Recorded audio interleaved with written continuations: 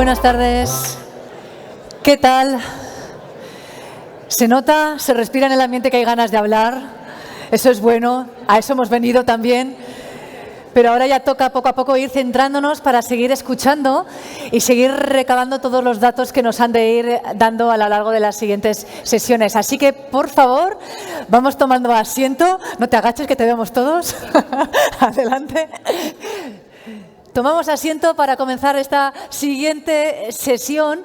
Eso sí, antes, mientras poco a poco todos vais volviendo a vuestros sitios, os quisiéramos pedir una mayor colaboración, porque antes os pedíamos que queríamos conocer cómo habíais venido hasta aquí para poder calcular esa huella de carbono. Muchos de vosotros nos habéis hecho caso, pero otros, por el motivo que sea, no nos habéis respondido. Y os vamos a pedir que, por favor, lo hagáis. Lo podéis hacer sencillamente oyendo a esta dirección, slido.com, o cogiéndola a través del QR y contestando, seleccionando la opción y después dándole al enviar. Y de esa manera ya sí tendremos ese dato que nos va a servir para hacer bien esa compensación de la huella de carbono generada.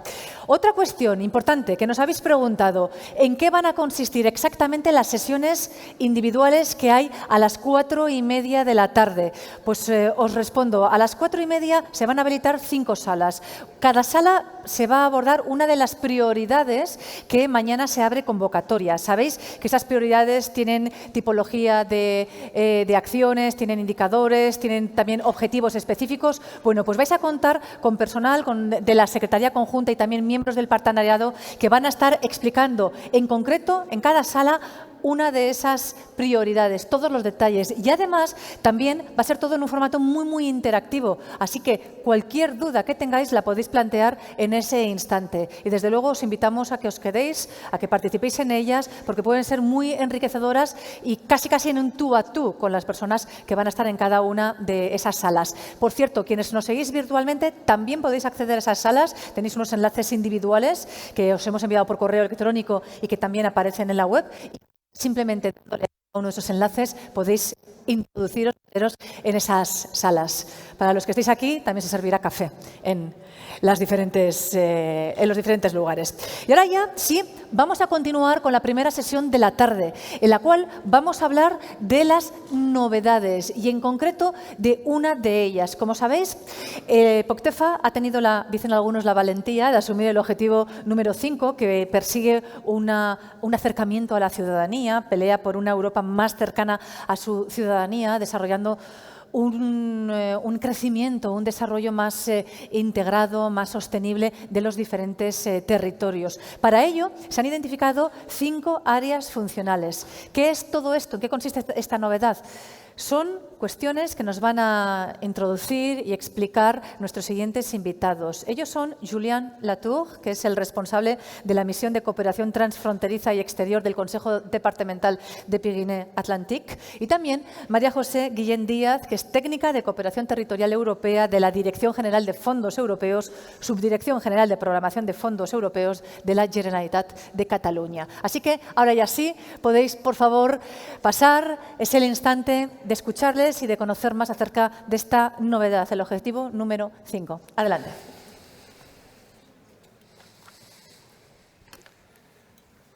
Buenas tardes, Arratsaldeon, bonjour à tous.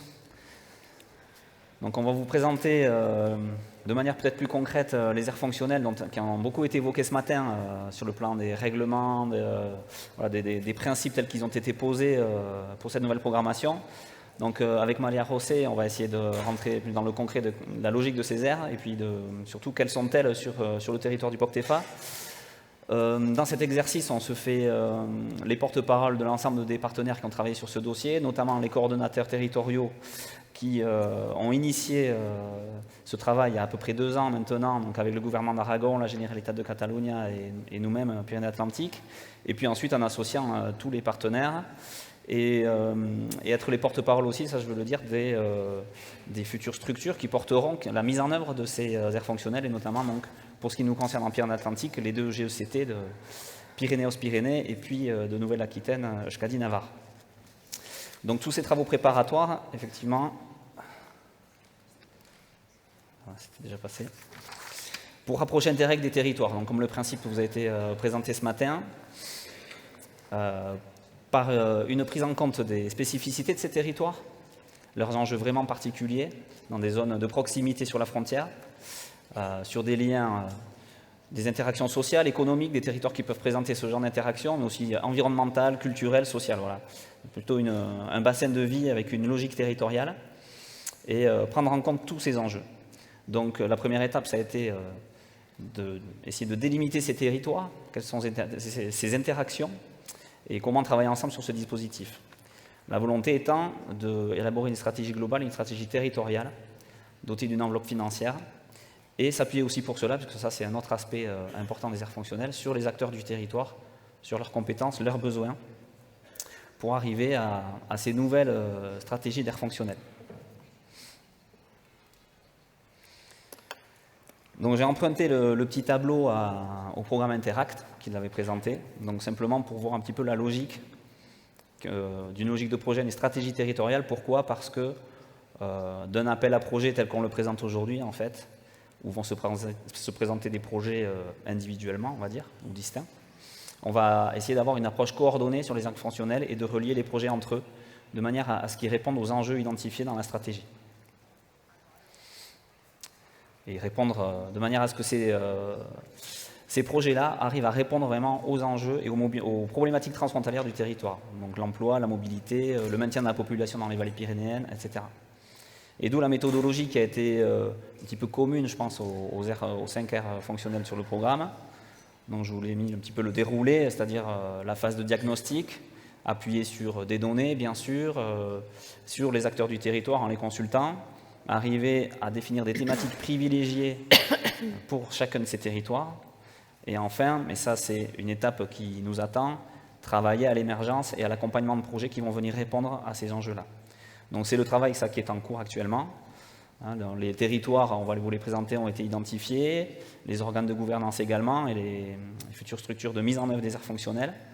Mais maintenant, 2023, les stratégies sont encore en cours d'écriture, et de même que les phases de consultation des acteurs qui se poursuivent et qui sont en cours actuellement.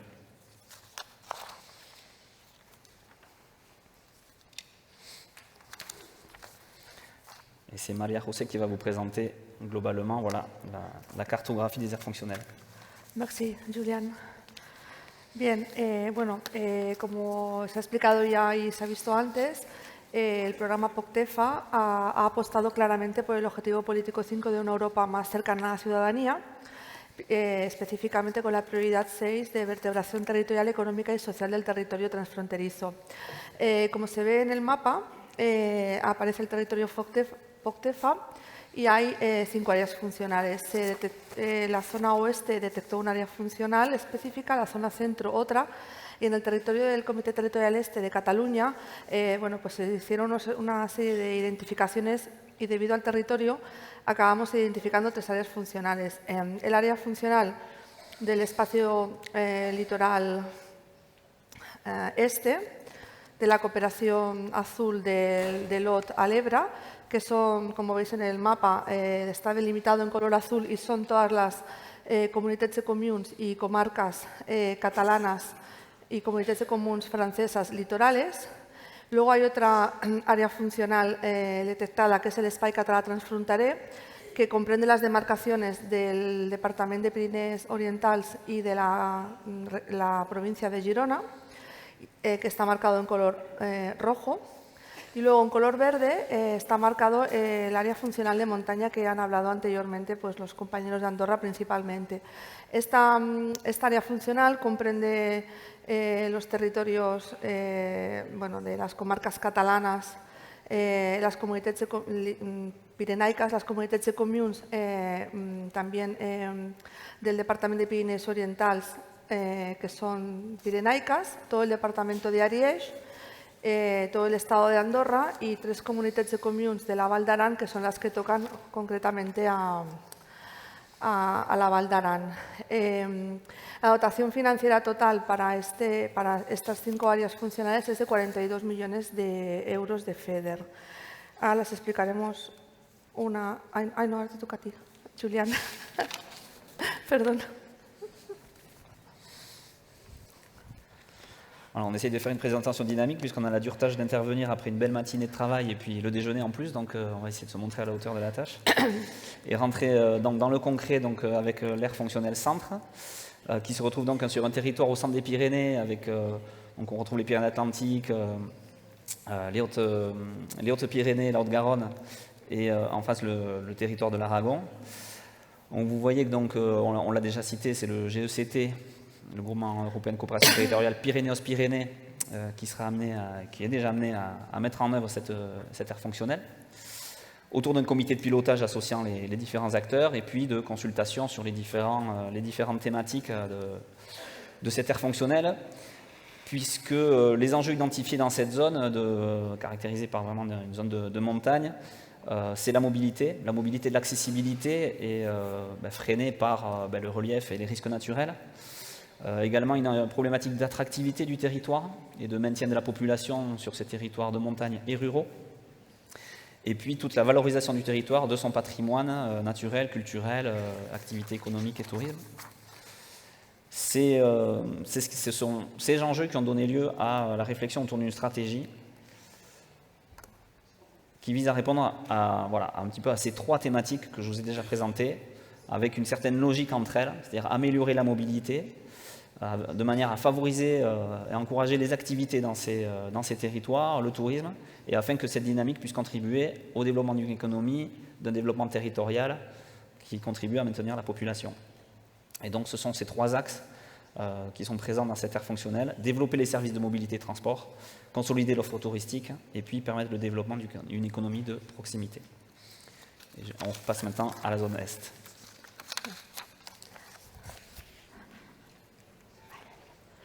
Merci. Bueno, aquí, como veis, es un mapa un poco así, solamente de la zona territorial del Comité Territorial Este, que están delimitadas las tres zonas que he comentado antes. Y ahora pues ya empezamos a explicar las tres zonas funcionales del Comité Territorial Este. La primera es el área funcional de montaña de la zona este. Aquí está el mapa delimitado que luego veréis en las presentaciones que se colgarán con todas las comarcas y comunidades y communes que forman parte. El coordinador de esta área funcional será el que se elija coordinador territorial de la zona este para el periodo 21-27, que todavía pues, está en proceso de elección.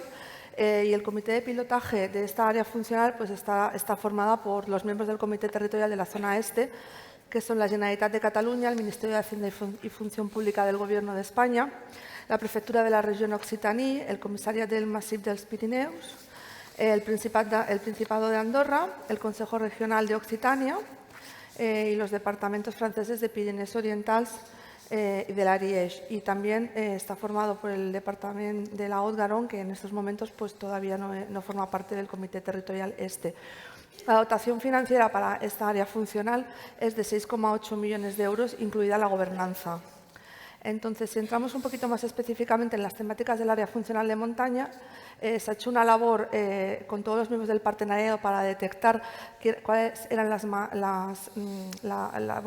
problemáticas que se encontraban en este territorio de montaña, y se han detectado tres polos principales: el polo territorio de salud, el polo de especialización en deporte y turismo activo y un polo de dinamización económica. Y aparte, pues hay dos temáticas transversales que son recurrentes en todo el territorio, como son la movilidad y la conectividad. La manera en la que queremos desplegar esta área funcional es a través de proyectos estructurales que desplegarán la estrategia del área funcional de montaña y que serán financiados al 65%, igual que el resto de proyectos del programa POCTEFA. Habrá una gobernanza multinivel entre todos los miembros del partenariado junto con diferentes actores del territorio y conjuntamente pues, desarrollaremos una línea estratégica de este área funcional para implementar los proyectos en el territorio. El impacto esperado perdón, que no he pasado la diapositiva, perdón.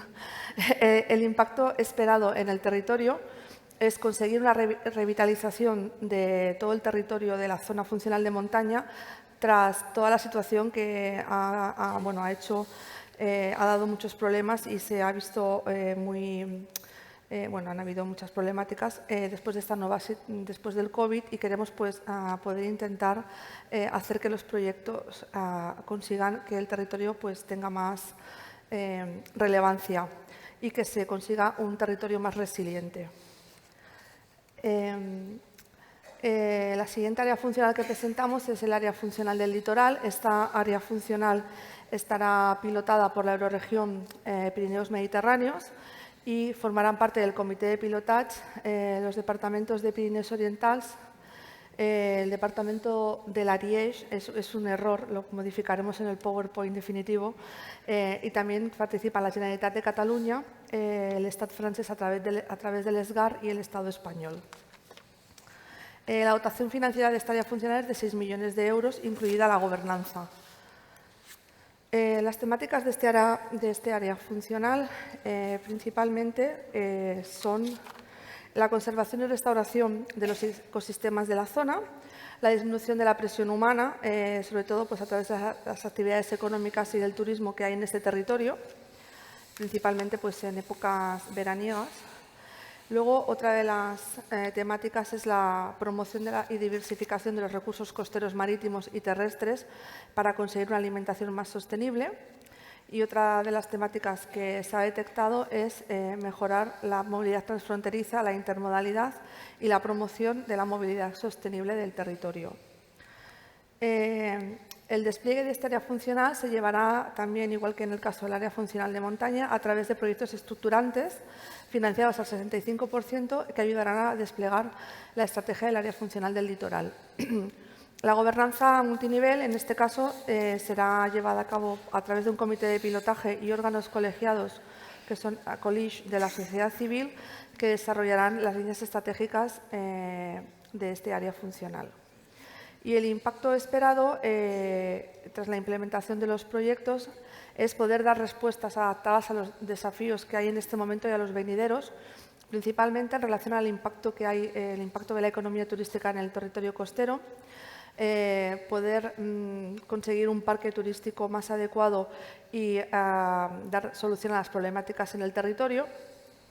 También dar solución y respuesta a los impactos derivados del cambio climático en toda la zona costera y a los obstáculos de la movilidad transfronteriza. Y ya en último lugar, pero no por eso menos importante, tenemos el área funcional del espacio catalán transfronterizo, que está compuesto por una gobernanza y un comité de pilotaje conjunto entre el Departamento de Pirineos Orientals, la delegación, la Generalitat de Cataluña y la Diputación de Girona. En este caso, la dotación financiera de esta área funcional es de 4,2 millones de euros, incluida la gobernanza. El área funcional del Espai Català Transfronterizo ha trabajado con 3 ejes de trabajo diferenciados. Uno, para conseguir un contexto favorable a la cooperación mediante el desarrollo de una cooperación estable y facilitadora para mejorar el conocimiento del territorio. Un segundo eje de lucha, adaptación y resiliencia frente al cambio climático, para intentar conseguir una transición hacia un territorio resiliente mediante el desarrollo de estrategias locales para conseguir este objetivo. Y un eje de trabajo 3 de desarrollo de la ciudadanía transfronteriza, el objetivo del cual es fortalecer el espacio transfronterizo habitable mediante iniciativas que favorezcan el desarrollo de la ciudadanía transfronteriza, el sentimiento de pertenencia a un espacio común y la mejora de los servicios a la población para contribuir a la integración del espacio transfronterizo. El despliegue de esta área funcional se realizará mediante un enfoque integrado a través de 2 acciones diferenciadas. Por una parte, los proyectos vertebradores que permitirán avanzar en la consecución de todos los resultados esperados y a través de convocatorias de pequeños proyectos dirigidos a las fuerzas activas del territorio. La gobernanza de este área funcional será colegiada por todos los socios que forman parte del área funcional, que iniciarán un proceso participativo en el momento de realizar las convocatorias de pequeños proyectos. El impacto esperado en este área funcional es muy importante para el territorio, ya que es mejorar el entorno de vida de los habitantes de estas 2 demarcaciones transfronterizas, también crear condiciones que sean más favorables para la cooperación transfronteriza y conseguir una integración más importante de la sociedad civil, principalmente la de los jóvenes, en esta cooperación transfronteriza. Y ya le dejo el turno a Julián para que explique el área funcional oeste. Voilà, on va terminer notre traversée des Pyrénées pour la zone ouest. Donc la zone ouest des Pyrénées qui est mise en œuvre par nos collègues sur l'Eurorégion Nouvelle-Aquitaine, Euskadi-Navarre, autour de l'ensemble des partenaires réunis dans un comité de pilotage, et puis une consultation des acteurs assurée sur les thématiques qui ont été identifiées sur cette zone, les thématiques prioritaires, hein. Il y en a d'autres, mais les enjeux en tout cas qui ont été identifiés, après tout un travail préparatoire de diagnostic et d'une vision partagée du territoire, de ses caractéristiques et de ses enjeux. Et donc les enjeux identifiés, ciblés, c'est le constat d'un faible échange sur le marché du travail, sur l'emploi transfrontalier, de faibles échanges, une utilisation majoritaire de la voiture dans les déplacements frontaliers, et puis des progrès à faire sur l'utilisation des langues frontalières, avec la caractéristique de la présence de l'euskara sur notre zone. Et donc de la communication indispensable entre les habitants pour mener aussi les activités d'emploi et de mobilité. Ce qui nous a amené à la stratégie suivante, la volonté d'une stratégie au service du territoire et des habitants, selon des aspects concrets de la vie quotidienne, c'est-à-dire, de manière un peu résumée, travailler, communiquer et se déplacer, qui sont trois thématiques vraiment reliées. Voilà, de se déplacer pour pouvoir travailler et communiquer pour pouvoir également se déplacer sur ce territoire et travailler indifféremment d'un côté et de l'autre. Donc voilà un petit peu la logique qui a prévalu par rapport aux enjeux qui ont été identifiés sur la zone ouest. Et avec ça, moi j'ai à peu près terminé. J'espère qu'on a réussi à rendre un petit peu plus concret voilà, le concept d'air fonctionnel et de rentrer un petit peu plus dans le concret de ce qu'on a fait sur le territoire. Merci.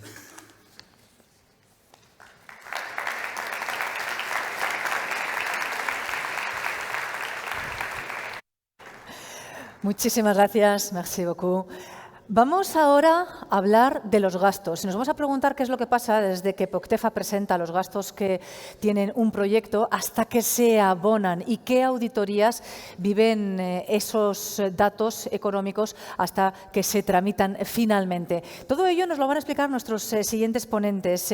Es Jerónimo Ríos, su director general de Certificación y Pagos, la autoridad responsable de la función contable, y también Beatriz González Betancourt, desde la División de Control de Fondos Europeos de la Oficina Nacional de Auditoría, Intervención General de la Administración del Estado, Autoridad de Auditoría. ¿Quiénes? Bienvenidos.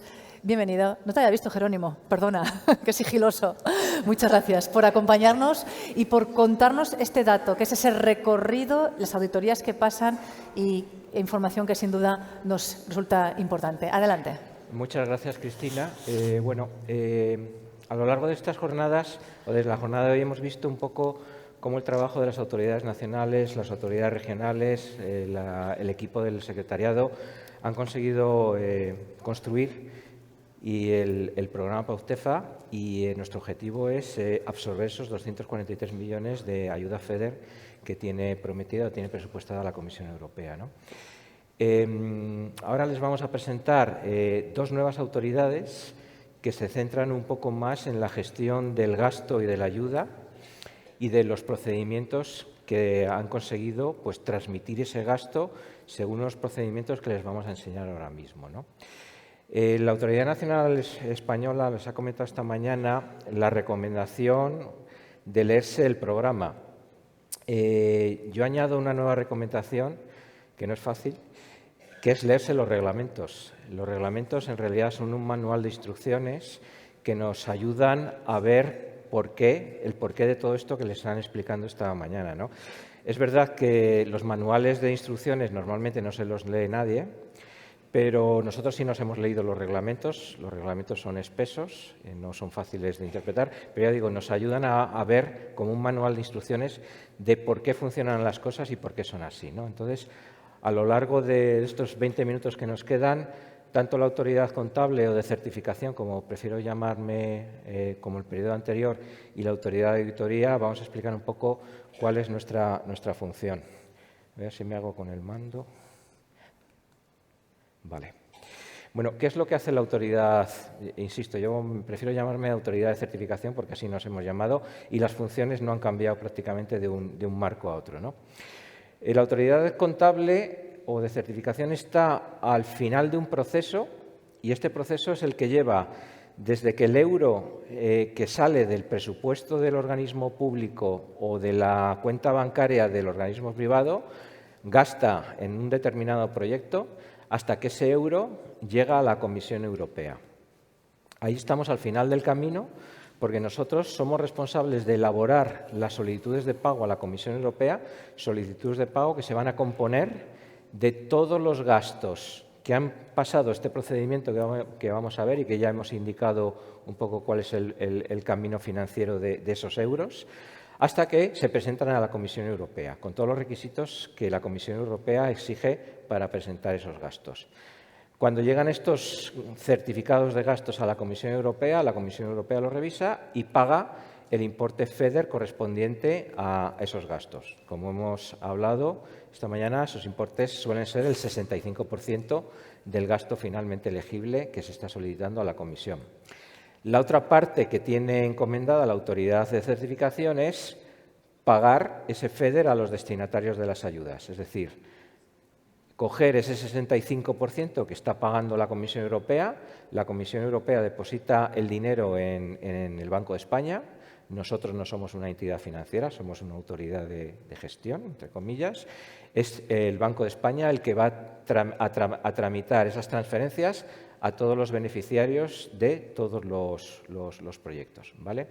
Para esto es importante, evidentemente, designar una cuenta corriente que en virtud de las directivas europeas de lucha contra el fraude, lucha contra el terrorismo y lucha contra el blanqueo de capitales exigen que sea una cuenta corriente donde se vayan a ingresar todos los fondos FEDER recibidos por destinatario, no por proyecto. Queremos una única cuenta corriente para ingresar todos esos fondos FEDER a la hora de poder controlar que los fondos FEDER llegan a donde tienen que llegar, ¿vale? Esto es un dato importante. Ya irán recibiendo instrucciones los beneficiarios que consigan a partir de mañana que se les aprueben sus proyectos. Y ya digo, el objetivo del programa es intentar absorber esos 243 millones de euros que la Comisión tiene presupuestada para POCTEFA 21-27.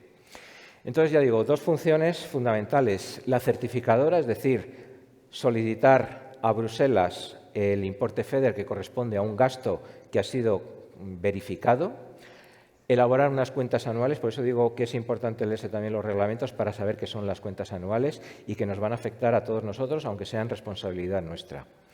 Y la otra función fundamental es registrar los ingresos de los fondos recibidos en Tesoro, contabilizar esos ingresos, hacer los repartos y dar órdenes al Banco de España para que realice las transferencias a quien corresponda. Esto es un poco lo mismo que ha dicho Emily hace rato, es el circuito financiero que va desde el euro que sale de las cuentas corrientes o del presupuesto del organismo para ejecutar los proyectos. Esos gastos se van recopilando periódicamente, sufren el control de primer nivel. A ver si doy con el... Ahí, sí.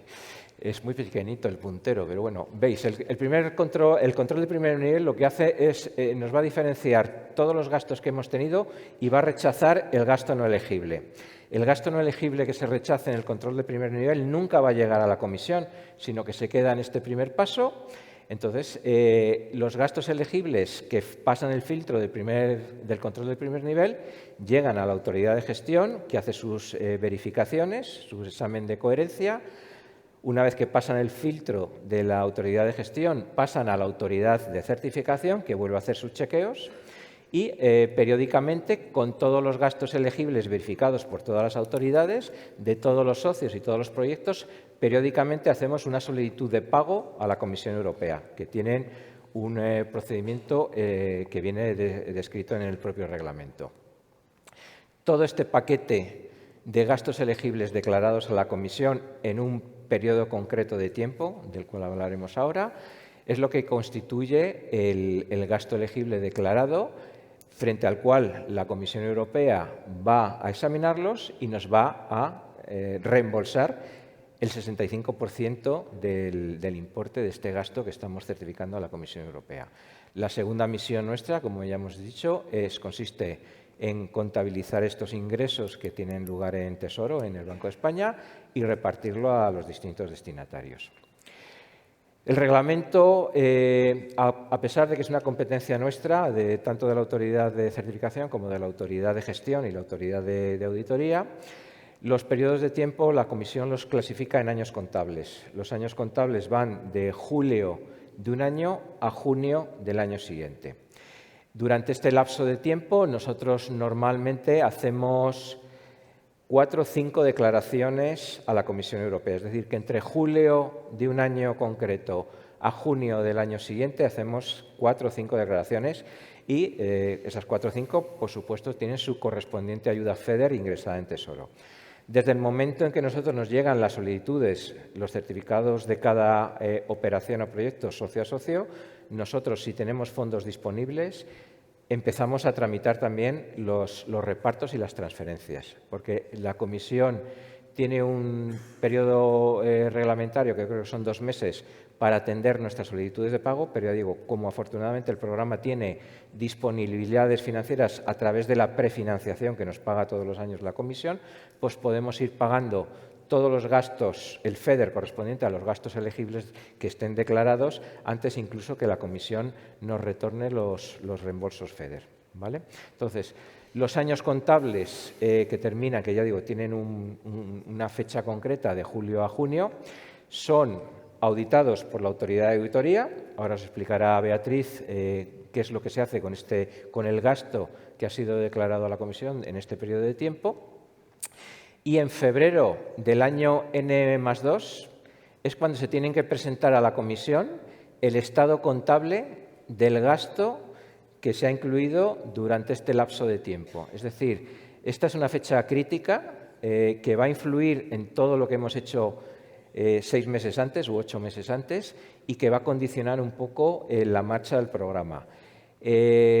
Cuando nosotros en febrero del año N+2 presentemos las cuentas correspondientes a este año contable, tenemos que demostrar a la Comisión, primero, que la fiabilidad de todo este gasto es suficiente, y esto lo evalúa la Comisión con un concepto que se llama la tasa de error proyectado, es decir, que hablando así un poco en plata, de cada 100 euros que hay metidas... ¡Ay! Me he ido para adelante, me he ido para atrás. A ver, perdón.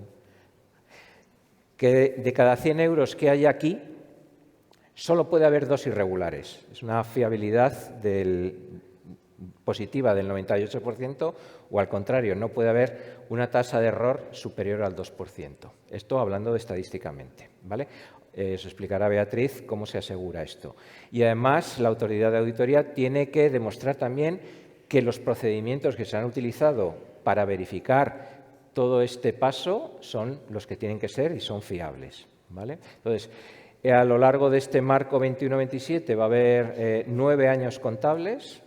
La fecha de elegibilidad fin creo que es 31 de diciembre del 2029. Todavía nos queda tiempo, pero bueno, de aquí a diciembre del 2029 pasa el tiempo que vuela. Y ya digo, hay que ir troceando el programa año contable, y demostrando todos los años que los procedimientos siguen siendo fiables, que el gasto es 100% elegible o al menos en un 98%, para evitar consecuencias negativas que pagan todos los socios y proyectos que hayan entrado y que hayan certificado gasto elegible durante este año, ¿vale?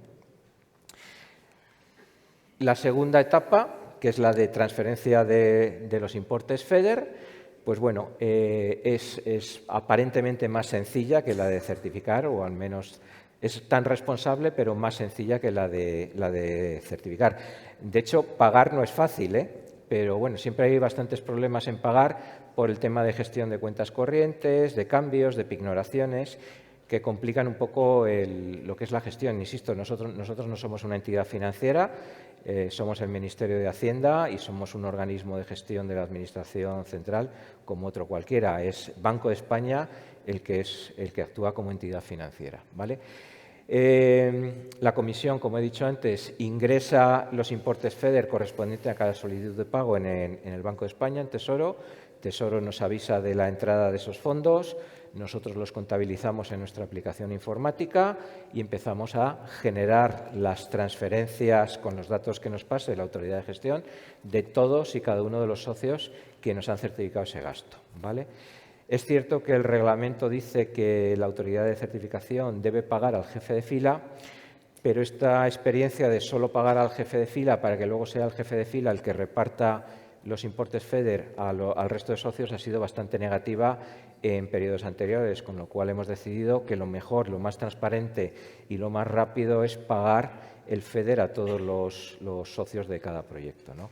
Además, con los medios electrónicos que hay hoy en día, ese procedimiento se ha automatizado bastante y cumplimos más o menos los plazos reglamentarios que nos dice la Comisión para abonar el FEDER una vez que se han verificado las distintas solicitudes de pago de cada socio y de cada proyecto. Tratamos por igual a todos los proyectos. Digo, nosotros hacemos una gestión global. Es verdad que cada gasto tiene sus nombres y apellidos, tiene su socio, tiene su proyecto, pero nosotros manejamos el volumen de gasto y el volumen de ayuda de manera global, aunque luego efectivamente llevamos la contabilización proyecto a proyecto y socio a socio para poder hacer las transferencias FEDER asignadas, ¿vale? Entonces, bueno, esto es un poco en resumen y rápidamente, porque el factor limitativo siempre es el tiempo y estamos para responder cualquier duda que tengáis. Hemos funcionado muy bien en el 7.13, hemos funcionado muy bien en el 14.20 y yo creo que vamos a funcionar muy bien en el 21.27. Muchas gracias por atender y perdón las prisas.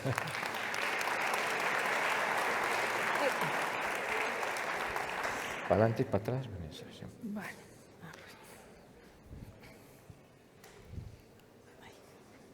Bueno, buenas tardes. Buenas tardes. Bueno, en primer lugar, lo que quiero es agradecer que me hayáis invitado a estar hoy con vosotros en este lanzamiento del programa operativo POCTEFA, porque me gusta que conozcáis qué es lo que hace la autoridad de auditoría. A veces se exigen cosas, o antes lo de gasto de personal, la salida fácil es decir, es que la autoridad de auditoría. Bueno, pues aquí está la autoridad de auditoría y os voy a comentar por qué es necesario que seamos conscientes de todas estas obligaciones, que las cumplamos todos bien y que yo también estoy en el barco con vosotros. Si vosotros os hundís, yo también. O sea, que esto remamos todos para el mismo lado. Entonces, en primer lugar, pues presentarme, Beatriz González. Trabajo en la Intervención General de la Administración del Estado, que ha sido designado autoridad de auditoría en el programa operativo, pero como estamos hablando de un programa inmerso dentro de la parte de FEDER, que es Cooperación Territorial Europea, pues cada Estado miembro es responsable de las auditorías de sus beneficiarios, de los erradicados en su territorio. Por lo tanto, la autoridad de auditoría está asistida por un grupo de auditores compuesto por un miembro o por un equipo de la Inspección de Servicios de la región Nouvelle-Aquitaine y nosotros en la EGAI. Bueno, lo que quiero que os quede claro en la medida de lo posible en este tiempo limitado que tenemos es, o al menos estas preguntas que me gustaría que quedasen claras y responderlas, es ¿por qué tantos controles? Porque ya se ha hablado antes de control de primer nivel. Emilio os ha puesto una transparencia. Ahora Jerónimo también ha dicho, este es el primer nivel. Luego hay unas verificaciones de la autoridad de gestión o de la Secretaría Conjunta. Luego, cuando llega la autoridad de certificación o contable, también hacemos nuestros chequeos. Y luego venimos nosotros también. Pero es que luego puede venir también a preguntaros la Comisión o el Tribunal de Cuentas Europeo. Eso en primer lugar. Luego, en segundo, ¿a quién controla la autoridad de auditoría? ¿A quién hace auditoría? Si ya os adelanto, el spoiler que está de moda, a todo el mundo, menos a la Comisión Europea, claro. ¿Qué revisa la autoridad de auditoría? Porque a lo mejor vosotros decís, bueno, vale, pero es que ya he hecho un control de primer nivel, una verificación, ¿cómo es posible que encuentren algo más? ¿Es que estáis mirando algo que no tengo obligación de aportar, algún documento justificativo, alguna justificación de algún tipo? No. O O sea, el spoiler también es no, revisamos lo mismo, pero ya os comentaré. Y luego, por último, ¿qué pasa cuando se producen irregularidades o cuál es el resultado de la auditoría de operaciones para el programa, el proyecto y los beneficiarios? Entonces, ¿por qué tantos controles? Pues es que la gestión del presupuesto comunitario se puede realizar de 3 formas distintas. Gestión directa, cuando se hace directamente por los servicios de la Comisión, indirecta, cuando se delega esa competencia en otro organismo específico, y la compartida, que ahí es donde estamos nosotros, los FEDER. Vosotros sois Cooperación Territorial Europea, pero es Fondo FEDER. Y es compartida entre la Comisión Europea, que delega en los Estados miembros ciertas atribuciones, y entre ellas es, pues mira, vas a hacer tú las auditorías y me vas a decir al final, este 15 de febrero que ha comentado Jerónimo, el 15 de febrero me mandas un informe, un dictamen y me cuentas cómo va todo, cómo va cada uno de los programas en los que tú eres autoridad de auditoría. Y luego ya veré yo qué es lo que hago con esa información, si voy a hacer auditorías yo también, si revisa mi trabajo, porque la Comisión también viene a revisar, y el Tribunal de Cuentas, el trabajo de la autoridad de auditoría. Bueno, pues por eso es necesario tantos controles. Nosotros trabajamos o damos fe y damos garantía a la Comisión Europea de que todo va bien y que podemos seguir trabajando como hasta ahora. A los beneficiarios, esto más o menos ya lo he contado, los controles, que son las verificaciones de primer nivel, que las lleva o las realiza la autoridad de gestión, están centralizadas en ellos. Las auditorías, que son las del segundo nivel, y luego otras verificaciones. ¿Cuál es mi función? ¿Qué es lo que le tengo que contar yo, autoridad de auditoría, a la comisión para que se crea que el programa va bien y sigamos adelante? Y es que tengo que garantizar que se audite el correcto funcionamiento del sistema de gestión y control del programa operativo. Es decir, que todas las autoridades que hemos visto hasta ahora, la autoridad nacional, pues la española, la francesa, la autoridad de certificación, todos, y la autoridad de gestión, claro, que todo este sistema está bien, que el engranaje es correcto, que funciona bien, que cumple una serie de preceptos del Reglamento de Disposiciones Comunes o del Reglamento Específico de Interreg. Y esas son las auditorías de sistemas. Por eso digo que al final auditamos a todos y somos auditados también. En segundo lugar, hay que garantizar que se audita una muestra apropiada de las operaciones. ¿Cómo se auditan las operaciones? Pues partiendo del gasto declarado, que es la suma del total del gasto que se ha solicitado a la comisión. Págueme, porque esto está todo controlado, de verdad que es bueno, verdadero, págame esta cantidad. Pues esa es nuestra población. De ahí se extrae una muestra de operaciones y se audita, lo que ahora veremos, se revisa, se vuelve a revisar lo mismo y al final el objetivo último es decirle a la comisión, dictamen favorable o no cualificado, como se llama, todo va bien, seguimos adelante, que es el objetivo final. Y la auditoría de la cuenta anual, que es lo que Jerónimo ha comentado ahora, que el 15 de febrero se envía la cuenta. La cuenta es, al final, digamos, la cuenta definitiva. Todo lo que tú me has dado, menos todo lo que he retirado por controles posteriores, que he hecho desde julio, controles de la autoridad de auditoría, controles de la autoridad de gestión, porque ellos siguen revisando gasto, controles de calidad de las autoridades nacionales, todo eso está retirado y este es el saldo final. Esto es lo que realmente ha ocurrido durante este ejercicio financiero. Pues eso también hay que controlarlo y hay que auditarlo y verificarlo. Y al final presentamos un informe y emitimos un dictamen. Entonces,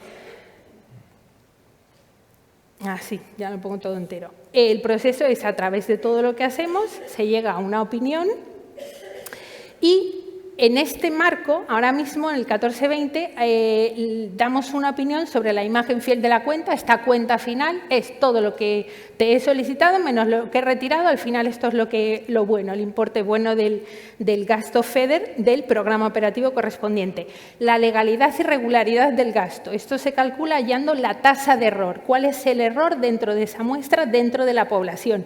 Pero en el marco 21-27, se me había olvidado, 21-27, la parte de legalidad y regularidad del gasto no lo tenemos que decir nosotros, porque la tasa de error la va a calcular la comisión de forma conjunta con todos los programas Interreg. Eso es un misterio misterioso que cuando se pregunta no saben responder cómo van a agruparlos de la población para luego determinar las muestras, pero bueno, a mí me van a decir cuál es la muestra, qué operaciones tengo que mirar, yo lo miro y le digo, oye, aquí están las irregularidades, las que he encontrado se han retirado de la cuenta, calcula tú la tasa de error, extrapola en la población que tú hayas determinado. Y por último, el funcionamiento del sistema. ¿A quién controla la autoridad de auditoría? Pues ya lo he comentado. Lo que os afecta a vosotros son las auditorías de operaciones. Entonces, el procedimiento de auditoría de operaciones, siempre la autoridad de auditoría se relaciona a través de la Secretaría Conjunta. Es la Secretaría Conjunta la que remite el oficio de inicio de estas auditorías, luego se van ejecutando por una firma privada o nosotros con nuestros medios propios, ya veremos cómo lo hacemos por si se reduce el número de auditorías. Hay un informe preliminar. Si todo va bien y es favorable y no hay ninguna irregularidad, no hace falta un preliminar, directamente se eleva al definitivo, la ley nos lo permite. Y en el caso de que hubiese alguna irregularidad, pues un periodo de alegación es el que permite la ley, 10 días hábiles. Pero todo, repito, todo es a través de la Secretaría Conjunta. Siempre se revisa, se supervisa por nosotros, por la autoridad de auditoría, pero las relaciones es a través de la Secretaría Conjunta. Todo esto es para evitar que vosotros os dirijáis a mí, oye, ¿qué hago aquí? ¿Lo meto, lo incluyo, no lo incluyo este gasto? Yo es que tengo que garantizar mi independencia. Estábamos hablando de ausencia de conflictos de interés, de declaraciones y demás. Yo también tengo que incluir declaraciones de ausencia de conflicto de interés en todas las auditorías que realizo y para evitar todo eso la relación es siempre a través de la Secretaría Conjunta. ¿Qué revisamos? Y aquí esto era lo que ya os decía, pues es que revisamos lo mismo que revisa el control de primer nivel, al menos con la misma documentación, el control de primer nivel, las verificaciones que realizan después la autoridad de gestión o la Secretaría Conjunta, el control de calidad de la Autoridad Nacional, es lo mismo.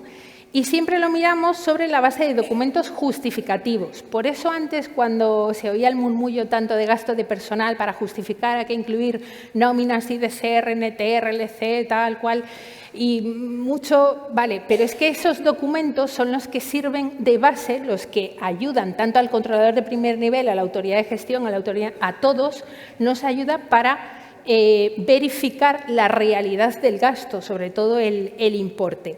Y entonces, esto es lo que se mira, los documentos justificativos y se verifica la legalidad y regularidad del gasto, que todo lo que está es elegible. Y diréis, si ya me lo ha mirado el controlador de primer nivel y lo ha pasado, ahora viene... Bueno, pero es que hay veces que hay cosas que se escapan y ahora os diré algo que con más frecuencia se suelen encontrar irregularidades. Y ya sabéis que 4 ojos ven más que 2. O sea, que al final es lo que hacemos, una supervisión posterior, que se ha abonado a la contribución pública y luego la precisión e integridad del gasto registrado en el sistema contable. Cuando sea necesario o si es pertinente, se realiza una verificación in situ. Y esto es lo que miramos. Nosotros dividimos nuestro papel, nuestro programa de trabajo de la auditoría de operaciones está dividido en estas 4 partes. Y es lo que vemos, la selección de la operación, la elegibilidad del gasto, que es la más importante y donde mayor tasa de irregularidades solemos encontrar es este gasto no es elegible, sí es elegible y a veces es por un día de diferencia, no sé, hay varios papeles con varias fechas, hay veces que da rabia porque hay irregularidades que se podrían haber solventado y luego tiene unas consecuencias bastante graves o menos graves para el programa, pero las tiene. La ejecución de la operación, cómo se está desarrollando. Otra que suele ser fuente de bastantes irregularidades es el cumplimiento de la normativa comunitaria y nacional. Contratación. Dime. Estamos fuera de tiempo, debemos ir terminando. Ah, vale. Pues nada. Contratación, vale, venga, pues seguimos. Irregularidades frecuentes, y aquí es donde me quiero detener, 30 segundos más. Incumplimientos en materia de contratación. Cuidado con los pliegos, cuidado con la prohibición de subcontratar. Cuidado con los informes técnicos. Aquí hay que incluir las declaraciones de ausencia de conflicto de interés. Otro es que tengamos gasto no elegible por naturaleza. Pues la verdad es que da pena, pero lo hay. Documentación justificativa insuficiente o inexistente. No me vale ahí un recibí de si pagas por caja, recibí. No, hay que documentarlo mejor, gasto no elegible. Y en este marco, como habéis visto, los gastos de personal, hay un 15% afectan a los gastos de administración y a los gastos de viaje. Cuidado con la justificación de gastos de personal. ¿Dónde nos encontramos el problema? Pues las bajas médicas, por ejemplo. Todo lo que sea recuperable de un tercero, en este caso de la Seguridad Social, no lo puedo incluir como gasto elegible. Si el trabajador está de baja, yo no lo puedo incluir, esa parte la tengo que eliminar. Y eso encontramos. O sea, para que veáis que después de tanta revisión siga bien. Cada vez menos, eso es verdad. Cada vez menos. Y el objetivo es tener irregularidad cero. Esa sería, vamos, dormiría feliz. La Seguridad Social, el coeficiente de pago, los certificados de asignación. Y ya, si ya tan fuera de tiempo estamos, resultados y consecuencias de las auditorías, pues es esto, la población, a ver el puntero que no se ve, la población es el total del gasto, de ahí se extrae una muestra, sobre la muestra que es representativa, que en este caso me la dirá la comisión cuál es, se determina, se realizan las auditorías de operaciones, de ahí hay irregularidades ciertas o no, ojalá ya no haya más irregularidades ciertas, que es lo que se retira de la cuenta. Y el resto le decimos a la comisión, mira, estas son las irregularidades, esto es lo que he encontrado.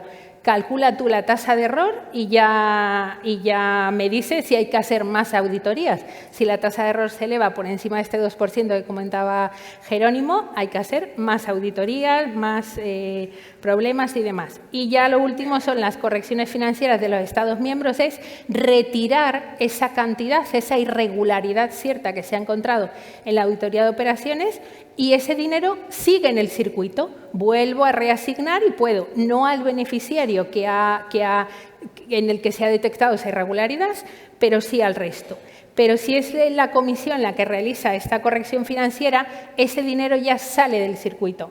La comisión es como si dijera, mira, ya te he dado oportunidad, has mirado, todo lo que había que mirar y aún así no has retirado o sigue habiendo irregularidades, te corrijo en esto, tu tasa de error es tanto y ese dinero ya no vuelve al circuito, se pierde. Conclusión, vamos a seguir. Os animo a que sigamos como hasta ahora, que vamos bien, vamos por muy buen camino. Ya digo que poco a poco las irregularidades se van reduciendo y nada, y que tengáis mucha suerte en la presentación de vuestros proyectos. Gracias.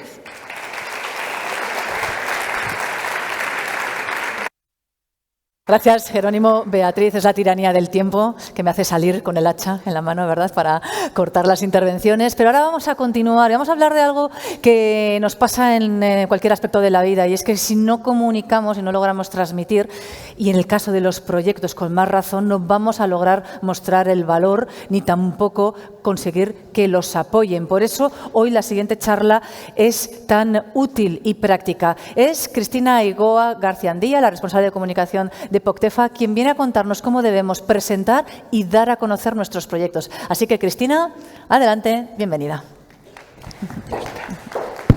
Ay, espera. Hola. Voy a dar una buena noticia mientras me pongo un vaso de agua. Todo lo que estáis viendo hoy, todas las presentaciones, incluso las grabaciones de todo lo que estamos haciendo, estará disponible en la página web de Poctefa. Así que no os preocupéis si no os da tiempo a tomar nota de todo, que lo publicaremos todo. Bueno. Bien. Vale, ya estamos. Bueno, vamos a hablar de comunicación y de capitalización. Estáis en el momento en el que vais a presentar vuestras candidaturas de proyectos y vamos a intentar ayudaros a hacer esta parte bien. Primero, por supuesto, hay un marco reglamentario. La comunicación aparece en los reglamentos europeos, en los capítulos que tenéis en pantalla. Por supuesto, aparece en el texto del programa y, sobre todo, en el manual del programa que ya está disponible en la página web, en el apartado E y en el F.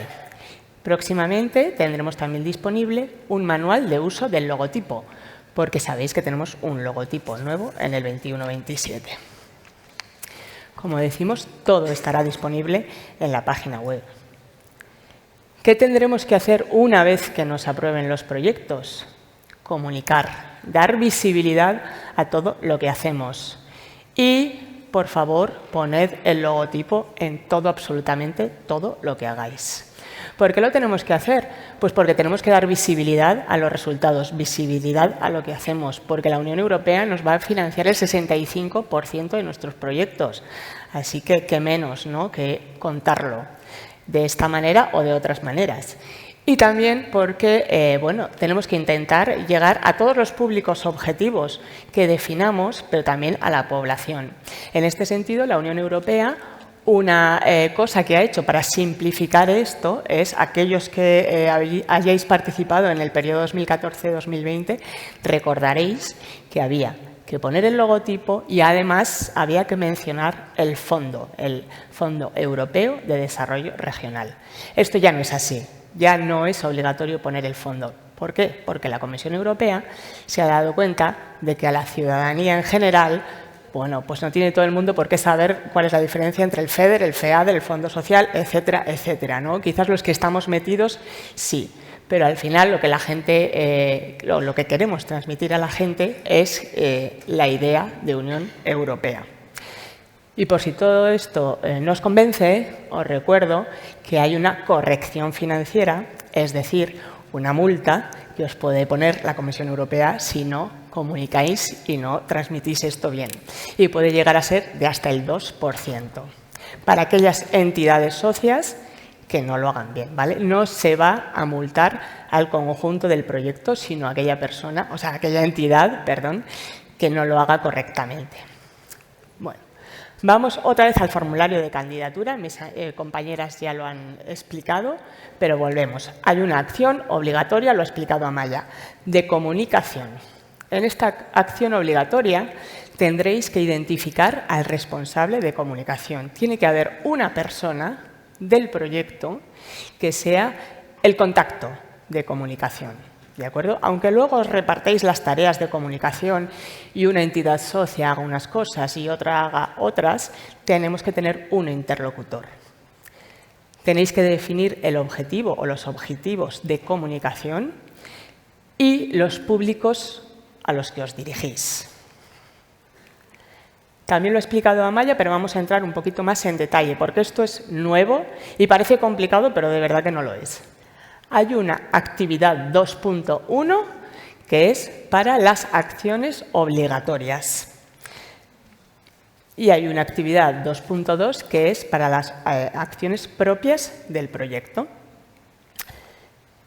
En la primera aparecen 10 entregables predefinidos, o sea, que tendréis que ir rellenando uno por uno, que aparecen una lista y tenéis que ir rellenando la información. ¿Qué tenéis que rellenar?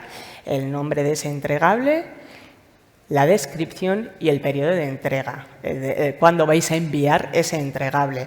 Entregable, ¿qué es un entregable? Una prueba, también lo han dicho mis compañeras, una prueba, todo lo que hagáis debe estar documentado. Tenéis que demostrarlo. Por ejemplo, en el evento de hoy hacemos fotos, tenemos registros y luego podremos demostrar que este evento tuvo lugar y que había más de 300 personas aquí y más de casi 500 personas online. Y en la actividad 2.2, en realidad, lo que tenéis que meter es todo lo que no ha cabido en la anterior, ¿vale? Vamos a ver un poco las actividades obligatorias. Las realmente obligatorias son las 3 primeras.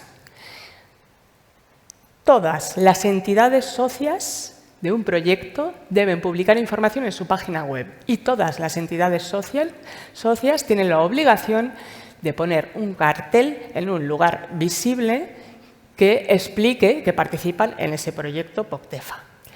Vamos a poner un ejemplo. Si el Ayuntamiento de Vitoria participa en un proyecto POCTEFA, el Ayuntamiento de Vitoria, que tiene una página web, tendrá que poner en esa página web, en algún apartado, que participa en el proyecto X, en qué consiste ese proyecto y, bueno, una serie de información que viene especificada en el manual del programa. Además, tendrá que poner un cartel en un lugar visible, normalmente suele ser en la entrada del edificio, explicando su participación en este proyecto. Y la tercera entregable, el tercer entregable, que es también obligatorio, es para aquellos proyectos que tengan infraestructuras. También lo han explicado mis compañeras Silvia y Emily. Si, por ejemplo, el Ayuntamiento de Vitoria decidiera remodelar los asientos y la iluminación de esta sala, tendría que colocar una placa permanente en esta sala o a la entrada de la sala informando de que esa remodelación se ha llevado a cabo en el marco de un proyecto POCTEFA. Hemos dicho que las tres primeras entregables son los obligatorios y el resto son altamente recomendables, ¿vale? El primero es un plan de comunicación. Es empezar la casa por los cimientos, por la base. Si nos sentamos y escribimos un plan de comunicación más o menos elaborado, más o menos complicado o más o menos profesional, ya nos obligamos a pensar a quién nos dirigimos, qué queremos decir. Y eso nos ayudará a saber cómo lo vamos a hacer. También recomendamos encarecidamente tener una página web para el proyecto específica y las redes sociales, pero solo si tenemos recursos humanos y financieros para actualizarlas, porque las redes sociales requieren tiempo. En el periodo 2014-2020, ¿qué hemos visto? Que prácticamente todos los proyectos habéis hecho un evento de presentación, es decir, una vez que un proyecto es aprobado, programado, soléis hacer un evento de presentación para contar, ¿no?, quiénes son los socios, cuánto dinero de la Unión Europea y de los socios habéis recibido y qué vais a hacer. Y también soléis hacer prácticamente todos un evento final para presentar precisamente los resultados que habéis obtenido.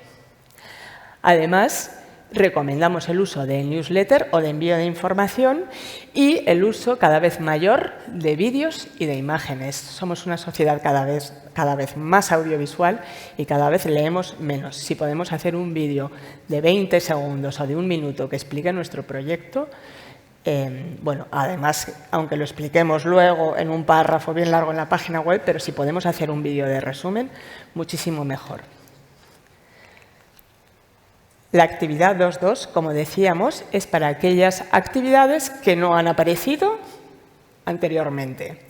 Por ejemplo, recuerdo un proyecto de 2014-2020 que estaba destinado a la población infantil, a los niños y a las niñas. Era para intentar que tuvieran una vida más saludable, que comieran mejor y que hicieran más ejercicio. ¿Qué hicieron? Un cómic que repartían en los colegios. Pues esta sería una acción muy específica porque ese proyecto pensó a quién se dirigía y cómo llegar a ese público. Y esta sería un entregable que podríamos poner aquí. Bien. ¿Qué claves de éxito creemos que tiene un proyecto en su formulario de candidatura en el apartado de comunicación? Tener un plan de comunicación, tener unos objetivos definidos, específicos, medibles, alcanzables, realistas y limitados en el tiempo, tener bien claros los públicos a los que se dirigen y, bueno, y como decíamos, intentar ser más audiovisuales. Hemos puesto ahí una cifra, es un dato objetivo. De los 175 proyectos que se financiaron en el POCTEFA 2014-2020, la media del presupuesto destinada a comunicación fue del 9%.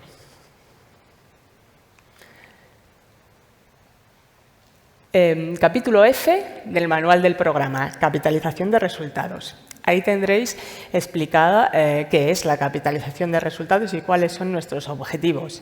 ¿Y qué es la capitalización de resultados? Intentamos reutilizar, replicar, aprovechar aquello que ha funcionado, que ha existido en otros proyectos y que ha funcionado. Y luego, por supuesto, aquello que nosotros consigamos, también queremos darle visibilidad para que otros lo puedan reutilizar. Buscamos crear sinergias entre proyectos, entre actores diferentes. En ese sentido, hace unos meses organizamos un evento en Bilbao y hoy está claro que seguro que también estáis haciendo networking, estáis hablando entre vosotros y más todavía ahora cuando vayamos a las 5 salas de las 5 prioridades. Y por último, lo que buscamos es promover esa transferencia de resultados a las políticas públicas. Lo decía Valeria esta mañana en su intervención. POCTEFA es un laboratorio. El territorio es un laboratorio y luego aquello que funciona queremos transferirlo. En capitalización, desde el programa, tenemos algunas acciones definidas. Y, bueno, los explicaremos más adelante, pero como decía, ya aparecen algunas en el manual del programa. Ya hemos incluido una pregunta en el formulario de candidatura sobre capitalización. ¿Y qué os podemos contar? Os podemos contar que ya existe una herramienta, una página web que se llama Capitefa, es capitefa.poctefa.eu. Ahí podéis ver información de resultados de proyectos del 14 al 20 y también tendréis que enviarnos información para que podamos actualizar y nutrir esta página web con los resultados de los proyectos, de vuestros proyectos. Organizaremos eventos específicos de capitalización y más adelante os informaremos de las comunidades temáticas que queremos organizar. Por último, no hay que olvidar que existen unos principios horizontales. No tenemos tiempo y no los voy a explicar, pero como hoy es el Día Internacional de la Mujer, quería poner un ejemplo, porque como sabéis, uno de los principios horizontales es la igualdad de género, la igualdad entre hombres y mujeres. Y voy a poner un ejemplo real de algo que nos sucedió hace unas semanas. Hace unas semanas en la oficina recibimos una revista que promocionaba los deportes de invierno en una zona concreta de los Pirineos. En esa revista había fotos de gente practicando deportes de invierno. Aparecían 60 personas. 60. ¿Cuántas mujeres creéis que aparecían entre esas 60? 7. Eran 53 hombres y 7 mujeres. ¿Cómo salían los hombres? Así. Sujetos activos, dinámicos, atrevidos.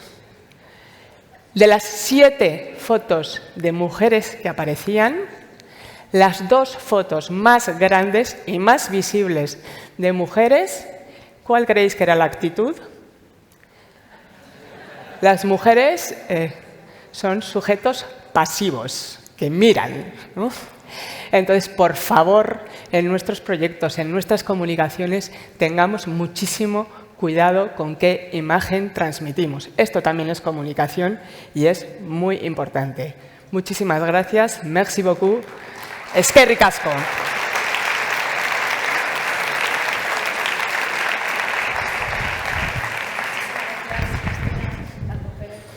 ¿Bien? Se nos oye, me he puesto en representación de todas las mujeres. Somos sujetos activos, activas, muy activas y profesionales. Vamos ahora a la siguiente ponencia después de Cristina. En ella nos vamos a acercar a otras 2 novedades que no hemos desarrollado hasta ahora. Vamos a hablar del objetivo Interreg y también de cómo ahora los pequeños proyectos que no alcanzan los 200.000 euros de presupuesto también pueden acceder a estos programas. Bueno, y esto nos lo va a explicar Jean-Louis Valls, el director de la Comunidad de Trabajo de los Pirineos, quien ya está aquí con nosotros. Adelante. Bonjour à tous et à toutes. Je vais être assez rapide. J'avais 20 minutes, mais comme on a pris beaucoup de temps pour certaines parties qui n'étaient pas prévues, on va essayer de faire le plus vite possible. Alors, mais avant cela, je souhaiterais faire une petite pause, non? Parce qu'on vous a donné pas mal d'informations. Vous avez vu les zones fonctionnelles. Et certainement, vous vous posez la question de savoir où je vais déposer mon dossier. Dans l'appel qui s'ouvre demain ou dans la future zone fonctionnelle. Alors, pas de panique. Je peux vous rassurer déjà que nous allons publier très prochainement un calendrier estimatif des futurs appels à projets. Et comme ça, vous pourrez caler le projet par rapport à l'appel qui cadre le mieux. Il y a aussi quelque chose, vous avez vu donc les zones fonctionnelles, ce sont des stratégies territoriales qui répondent à certaines thématiques. Ce sont des projets de proximité qui vont être reliés entre eux. Donc ça doit faire partie de votre réflexion, de savoir est-ce que mon projet rentre dans la thématique de la zone fonctionnelle et est-ce qu'il pourra se connecter avec d'autres projets. Ça, c'est le plus important. Et comme ça, vous saurez aussi si vous pourrez répondre, soit vous rentrerez dans la zone fonctionnelle, soit vous irez sur l'appel classique. Et puis l'autre chose, c'est de lire effectivement le programme. Il y a déjà une ébauche de la stratégie territoriale de ces zones fonctionnelles qui vous permettront de comprendre, d'aller un petit peu au-delà de ce qui a été décrit aujourd'hui. C'est vrai qu'en une journée, on ne peut pas comprendre une zone fonctionnelle, sachant que nous avons mis 3 ans à les construire. Donc, cette réflexion, vous pourrez la voir en lisant le programme, en lisant la partie de la stratégie des zones fonctionnelles et également en appelant les différentes collectivités territoriales qui participent à chacune des zones fonctionnelles. Donc ça, c'était une chose que je voulais quand même vous préciser avant de parler des petits projets et de l'objectif Interreg. Pourquoi? Parce que j'ai très peu de choses à vous dire. Puisque ces deux thèmes, aujourd'hui, nous les avons abordés en groupe de travail, mais nous ne les avons pas encore détaillés suffisamment pour que vous puissiez vous faire une idée de ce que seront les petits projets et de ce que sera l'objectif spécifique Interreg. Alors, j'ai entendu beaucoup de présentateurs et de présentatrices parler de ISO 1. S'il vous plaît, bannissez cette terminologie de votre vocabulaire. On parle d'objectifs spécifiques Interreg. Et je vais vous montrer un petit peu en quoi cela consiste. Je vais mettre aussi le temps qui m'est imparti.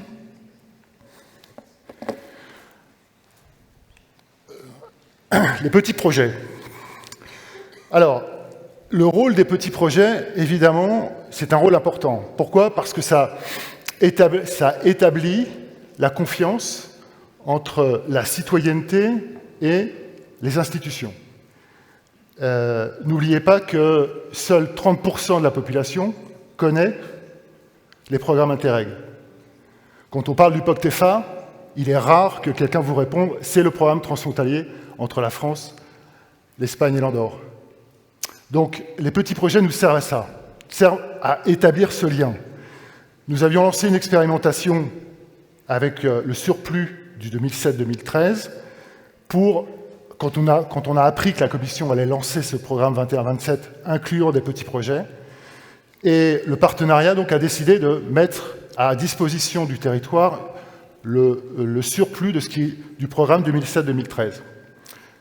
25 projets ont été sélectionnés sur 151, ce qui signifie qu'il y a une véritable demande du territoire sur ce type de projet. Alors, c'est une valeur ajoutée également parce que ça nous permet de favoriser les contacts de proximité entre les acteurs territoriaux. C'est une évidence, nous l'avons vu avec le succès de cet appel à projets, de petits projets, de micro-projets du surplus 2007-2013, il nous faut continuer sur cette voie. Mais ce qu'on souhaite toucher, essentiellement, ce sont les acteurs qui n'ont pas encore d'expérience dans les POCTEFA. C'est évidemment notre cible prioritaire. Pourquoi? Parce que ce sont eux, aujourd'hui, cela a été dit, les chiffres ce matin, 1000 bénéficiaires. 25% d'entre vous sont des bénéficiaires récurrents, donc qui participent régulièrement aux appels à projets. Bien, vous êtes des professionnels, mais nous souhaitons également élargir la base des acteurs potentiels qui peuvent participer au POCTEFA. L'appel à petits projets nous favorisera nous permettra de faire entrer dans l'antichambre du POCTEFA des petits projets qui permettront aussi de travailler, qui peut-être pourront travailler entre eux et feront des projets beaucoup plus grands, beaucoup plus ambitieux, beaucoup plus structurants. Enfin, Évidemment, si nous faisons de petits projets, il nous faut réduire la charge administrative. On parle de coûts simplifiés. C'est pour ça que je n'ai pas beaucoup de choses à vous dire, parce que nous devons travailler sur les coûts simplifiés. Les coûts simplifiés, comme cela a été dit 2 ou 3 fois ce matin, il y a une alerte. Si vous allez participer à cet appel à projet qui s'ouvre demain, et si votre projet est programmé, nous avons un risque aujourd'hui que vous ne pourriez pas choisir la possibilité de participer à un petit projet compte tenu de la rigidité de ces coûts simplifiés pour des acteurs récurrents. C'est-à-dire que pour simplifier, il y aurait soit l'option coût simplifié ou l'option coût réel. Vous voyez, un mix entre les deux n'est pas possible. Donc, nous devons travailler là-dessus avec le partenariat. Et c'est pour ça que je ne peux pas vous donner plus d'informations de ce qui est affiché à l'écran. 200 000 € de budget, on l'a dit ce matin, 65% de financement, mais il nous faut aussi savoir si nous allons mettre en place une avance, ce qui est quand même le plus important pour des petites structures, puisque pour participer au POCTEFA, il faut quand même avoir les reins solides financièrement. D'accord ? C'est une constante. Maintenant, l'objectif Interreg. Donc, ne parlez plus d'ISO 1, s'il vous plaît. On parle de structuration, on parle de meilleure gouvernance. Et là encore, peu d'informations à vous donner. Cependant, nous avons, comme cela a été dit, dédié 5% du budget du programme sur cet objectif, 11 millions d'euros. Nous avons 9 actions distinctes et que nous pouvons regrouper en 3 blocs. Rapidement, ces 3 blocs. La collecte des données. Alors, c'est quoi la collecte des données? Vous l'avez vu, vous l'avez entendu, à chaque programmation, nous consacrons un budget incroyable à la rédaction, à l'élaboration du diagnostic territorial. Pourquoi? Parce que nous sommes en manque de données sur la frontière. Bon, c'est pas uniquement le fait de la frontière pyrénéenne, c'est valable partout. C'est un élément qu'avait relevé la Commission dans sa communication de 2017 sur la coopération transfrontalière. Donc, cet objectif vient en support, vient appuyer cette déficience des frontières. Je vous ai mis une photo, mais avant, je veux simplement vous dire, ça ne sera pas un financement de n'importe quel observatoire.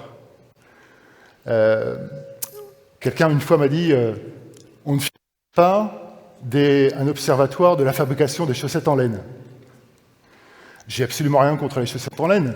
Ma grand-mère me tricotait des chaussettes en laine quand j'étais petit. Mais la photo que vous avez à l'écran, c'est l'Observatoire pyrénéen du changement climatique créé comme initiative, comme projet POCTEFA en 2010.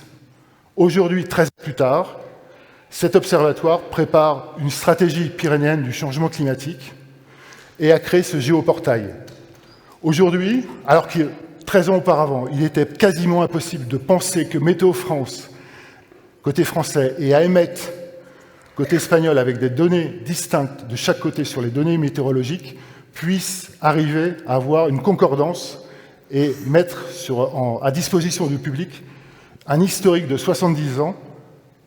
C'est aujourd'hui possible. Donc, il faut que ces observatoires qui seront financés dans le cadre de cet objectif spécifique Interreg soient évidemment pérennes, soient évidemment utiles à la citoyenneté et nous permettent d'avoir des chiffres de ne plus faire de diagnostic territorial en dépensant des sommes folles. Le deuxième bloc, les obstacles. Alors, 2 photos pour illustrer tout ça. C'est quoi un obstacle? On a parlé beaucoup d'obstacles transfrontaliers. 2 photos. Celle de droite est prise à l'hôpital transfrontalier de Cerdagne, à Puigcerdà. 2 ambulances, une du SAMU 66, une de la SEM, merci, j'avais un trou de mémoire, de la SEM, de la CatSalut de Catalogne. Nous sommes à 4 km de la frontière. Si l'ambulance de la SEM intervient sur le territoire catalan et qu'il y a une autre urgence, la voiture du SAMU, l'ambulance du SAMU 66, ne peut pas se déplacer sur le territoire espagnol. Pourquoi ? Parce que le médecin urgentiste du SAMU 66 n'est pas couvert par l'assurance professionnelle pour intervenir sur un territoire étranger.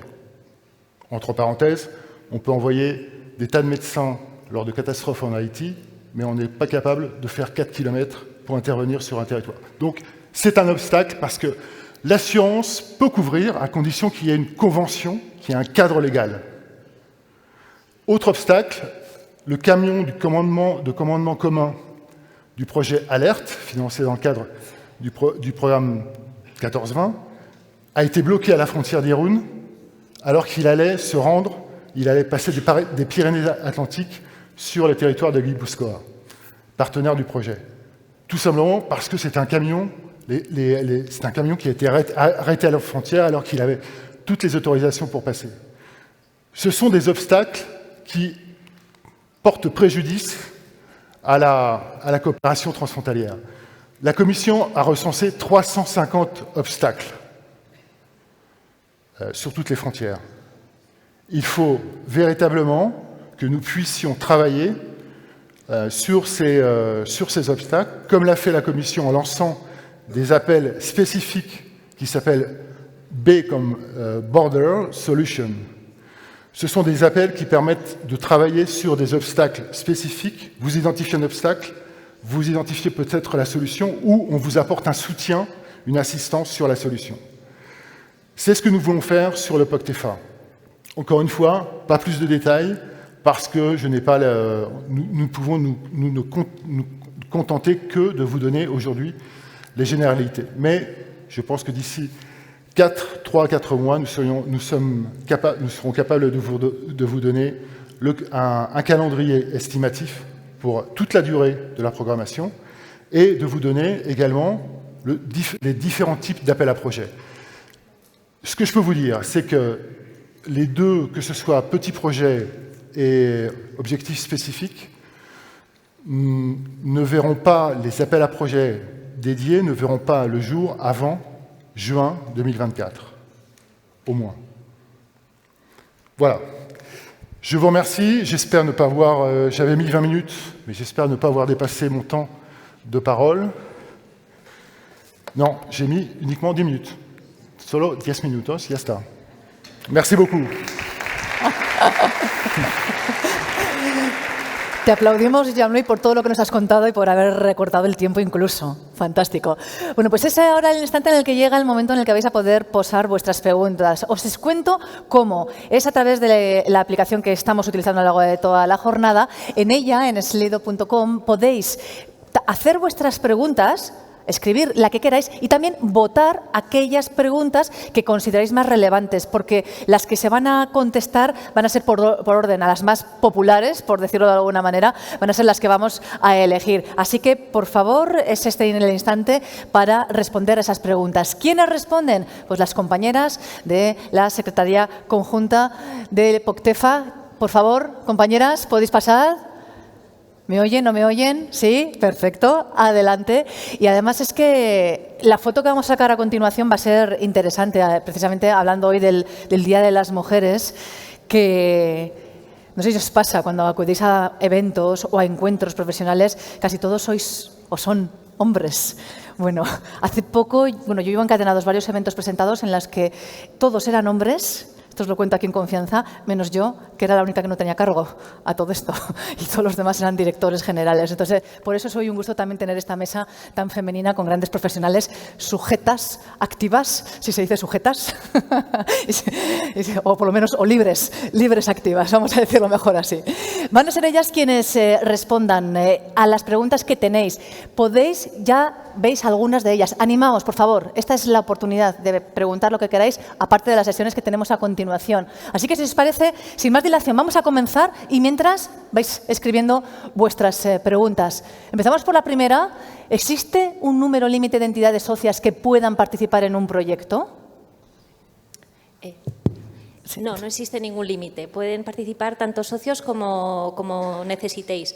Ahora bien, nosotros desde la Secretaría Conjunta y del programa se recomienda que se limite más que nada por la simplificación en la gestión. Perfecto. ¿Una organización puede ser jefe de fila sobre 2 proyectos? Pues ¿Pilar? igualmente tampoco hay un límite, es decir, una entidad podría ser jefe de fila en varios proyectos. La cuestión es que esos proyectos tengan la puntuación suficiente para que sean programados y esto ya va a depender pues, de la calidad general de la puntuación del conjunto, ¿no? De los proyectos que se presenten. Había una pregunta que ya no veo, que es bastante importante, sobre a qué hora va a estar mañana pues toda la documentación colgada en la web. Y bueno, me encantaría poder decir que va a ser al punto de la mañana. Vamos a intentar que sea lo antes posible, pero os pedimos un poco de paciencia porque volvemos de viaje, tenemos que subir todo y estará mañana, pero no podemos asegurar el momento. Así que, bueno, trataremos que sea lo antes posible. Lanzamiento de Netflix sin hora determinada. Mañana, 9 de marzo. Más presupuesto. Si el mínimo es de 200 kilómetros... No, perdón. 200.000 euros. Ay, perdón. Lo borramos. Es de 200.000 euros y no hay máximo. ¿Cuál es el recomendado? No hay un presupuesto recomendado. No se oye. Acércate un poquito más, eso es. No hay un presupuesto recomendado. El presupuesto se tiene que adecuar a las acciones planteadas y, por supuesto, a la capacidad financiera de las entidades, teniendo en cuenta que tienen que adelantar la tesorería para garantizar la ejecución del proyecto. Siguiendo las recomendaciones del texto de la convocatoria, en principio son proyectos con un coste total a partir de 200.000 euros y siempre que se sobrepasen los 2 millones de euros, la cantidad que va entre 2 y 5 millones debería ser dedicada enteramente a inversiones productivas, equipamiento e infraestructuras. Pero esto no deja de ser una recomendación. Por completar la respuesta de Amaya, en el caso de que nuestro proyecto, si es de servicios, supera los 2 millones, es una recomendación no superarlo, habría que justificarlo, no explicar por qué nos estamos pasando. Y lo mismo con el tema de infraestructuras. Es decir, como dice Amaya, no hay un límite, pero al haber una recomendación, si nos pasamos de esos presupuestos, sí que lo tenemos que explicar, justificarlo bien. Siguiente cuestión, aquí hablamos de experiencia y de juventud, por decirlo de algún modo. ¿Qué valor se va a dar a proyectos que tienen socios experimentados, pero también nuevos socios? ¿Teresa? Vale, pues se va a dar el mismo, es decir, la evaluación de los proyectos se hace caso en cada proyecto según el partenariado que lo componga y según las competencias y las atribuciones y las acciones que van a desarrollar. Entonces, el valor es el mismo y se evalúa en función de cada proyecto y esas capacidades y competencias que puedan tener los socios. Estupendo. Otra pregunta que va ganando puestos. Para aquellas entidades que quieran presentar un proyecto pero que no lleguen a la primera convocatoria, ¿cuándo está previsto el lanzamiento de la segunda? Bueno, esta pregunta además la voy a completar con otras informaciones. A ver, en este momento no podemos todavía dar un calendario orientativo. Esperamos que en un mes o dos sí que publiquemos ese calendario. Insisto en que será orientativo, pero siempre nos dará una idea bastante buena, como ha comentado antes Jean-Louis, de cómo planificarnos nuestra presentación de proyectos.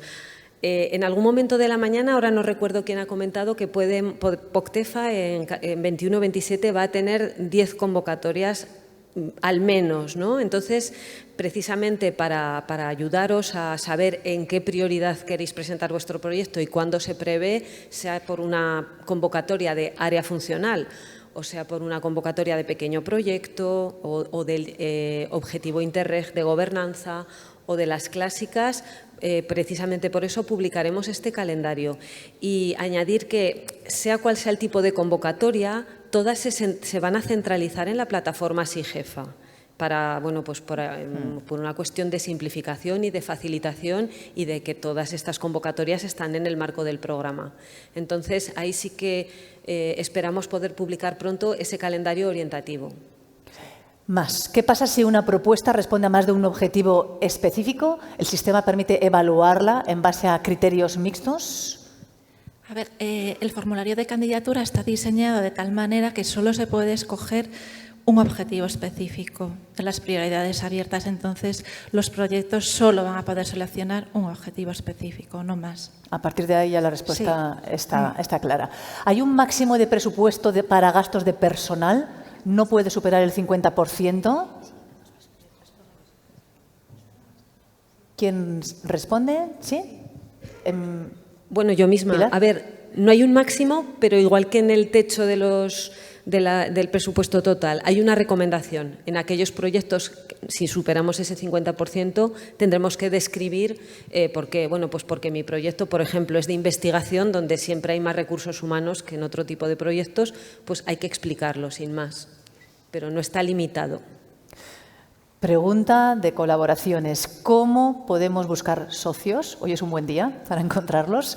¿Hay previsto un espacio para identificarlos en poctefa.eu? Bueno, tenemos la página web donde sí que os podéis registrar y ahí podéis encontrar sobre todo socios de los proyectos del 14-20. Perdón.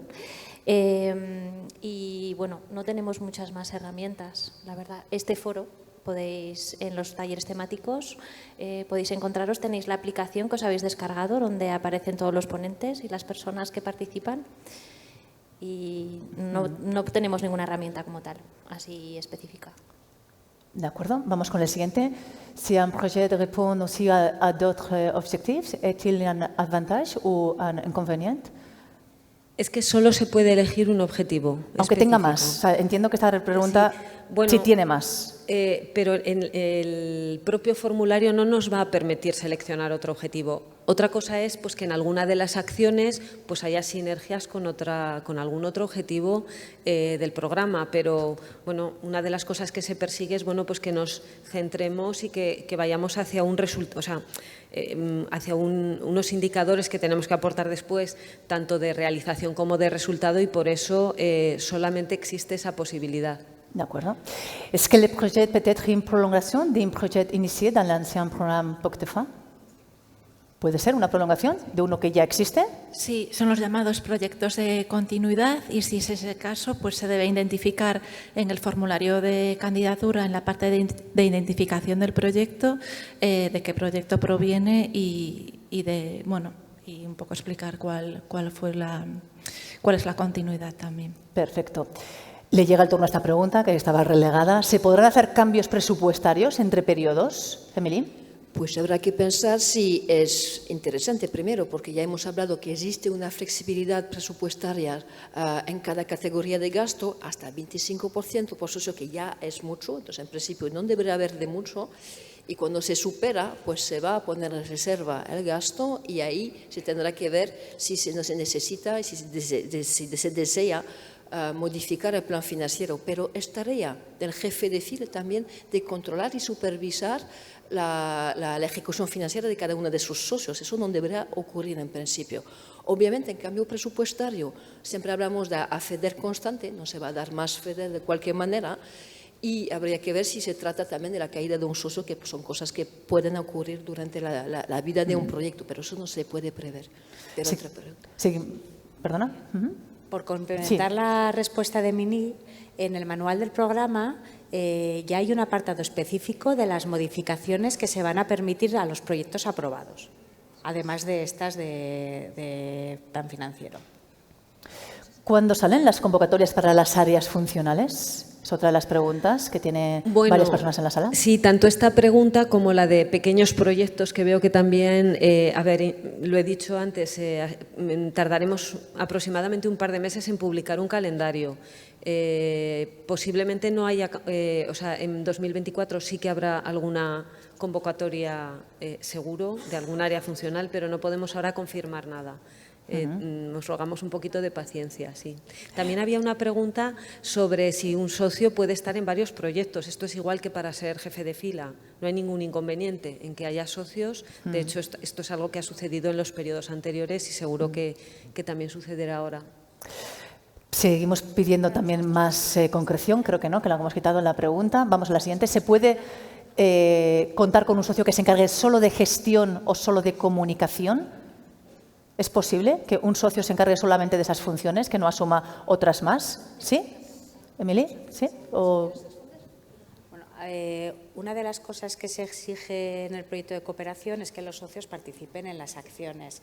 Resulta un poco... Acércate un poquito más para que te escuchemos algo mejor. Resulta un poco extraño, así sin ver el proyecto, que un socio participe únicamente en la acción de gestión. Esto sería una labor más propia de una consultoría y parece que no aporta nada más al proyecto transfronterizo, parece que no aporta saber hacer, pero bueno, esto es una opinión. En principio no hay ninguna cosa que diga que no, pero resulta un poco extraño participar únicamente en una de las dos acciones transversales del proyecto. Pilar. Por confirmar y darle un poco de peso a este tema, ¿no? Lo ha comentado antes Elena cuando presentaba los criterios de evaluación de los proyectos, de las candidaturas. Incluso, no sé si a alguno os habrá llamado la atención, pero hay una novedad con respecto a los periodos anteriores y es que hay uno de los criterios que precisamente va en la línea de la dimensión de cooperación que es eliminatorio en el caso de que no se llegue a la mitad de la puntuación del criterio. Y esto nos da una idea de lo importante que es la cooperación. Esto que dice Amaya, yo lo vería muy raro, es que efectivamente los socios tienen que participar en principio en todas las acciones. Es cierto que a lo mejor pues con un partenariado, o sea, con una asociación pues muy amplia, pues a lo mejor hay algún socio que participe menos en alguna de las acciones, pero precisamente la cooperación se entiende cuando se parte de que se coopera para llegar al objetivo y al resultado que buscamos. De hecho, en el reglamento se pide que hay 4 criterios de cooperación que se deberían de cumplir al menos 3 para que un proyecto sea programado. Entonces, bueno, a lo mejor no está escrito claramente que podamos decir, pues no se puede, pero desde luego sí que nos parece indispensable que se coopere entre todos los socios para llegar al objetivo que se busque. Vamos con la siguiente pregunta, no nos queda tampoco mucho tiempo. ¿Pourriez-vous nous expliquer les critères de transfrontalière 3 et 4 avec des exemples? Merci. Bon. Il n'y a pas de critères, en fait, il y en a 4 critères de coopération transfrontalière, c'est la même chose que Pilar était en train de parler. Et en fait, on parle de 4 critères où on parle de la préparation du projet, où tous les membres qui composent un partenariat doivent y participer. Il y a la mise en œuvre du projet. Et puis après, il y a la coopération qui se démontre par les partages de personnel et par les financements communs. Esta pregunta no la podemos dejar escapar. ¿Cuándo vamos a saber que nuestro proyecto está aprobado? ¿Cuándo? Bueno, pues la Ley de Subvenciones española, que es la que rige el texto de la convocatoria, da un máximo de 6 meses desde que se cierra la fecha de presentación de candidaturas hasta que se programa. Es decir, que si la cerramos el 9 de mayo, si no estoy equivocada, pues estaríamos hablando del 9 de noviembre. Es una resolución provisional porque es necesario enviar una serie de documentos después para pues confirmar desde la Secretaría Conjunta que está todo correcto y después se programa definitivamente. Pero en principio tendríamos que tener el día 9 de noviembre, como muy tarde, esa reunión de programación, del comité de programación. A ver si llego a entender esta pregunta. Si los gastos de personal no superan el 50%, los viajes el 6%, los gastos administrativos del 15%, si no hay inversiones, la subcontratación llega al 39,5%, ¿no es excesivo? Voy a responder en español porque la pregunta es en español. Los 50% es una recomendación que se puede pasar, es decir, que justificándolo. ¿Por qué? Porque no queremos proyectos únicamente de recursos humanos, pero en algunos proyectos se justifique que haya mucho. Ya no veo la pregunta aquí. Entonces, si la duda es de saber lo que queda y si todos los restos se tienen que subcontratar, está claro que estamos en un tema de que se pueden contratar y externalizar informaciones.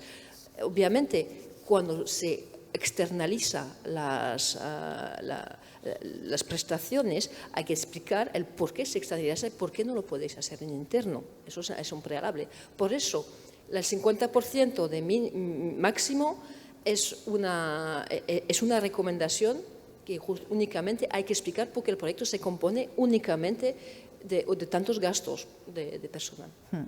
Última pregunta, porque hemos agotado el tiempo, aunque las podríamos tener aquí toda la tarde, acribillándoles a cuestiones y a preguntas. ¿Los gastos de preparación de propuestas, por ejemplo, las consultoras que se utilizan en esa fase, son elegibles?